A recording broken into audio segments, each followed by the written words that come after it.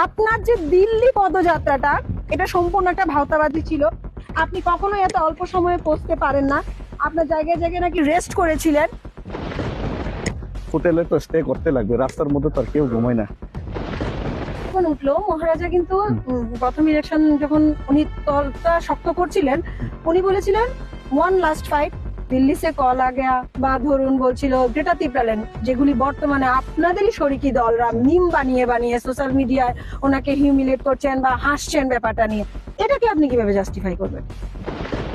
আপনারা যদি মনে করেন বিজেপি ভালো কাজ করছে, রাস্তা দিছে, পানীয় জল দিছে, এলাকার আমূল পরিবর্তন হয়েছে, তাহলে আপনারা আবার বিজেপিকে ভোট দিন। তো যেই যেই জায়গাগুলিতে তিপ্রামথা গত 5 বছর রুল করছে, ওই সব জায়গাতে কি জল পারফেক্ট আছে, রোড পারফেক্ট আছে? দিদি আপনি সরকারি ঘর পাইছেন না?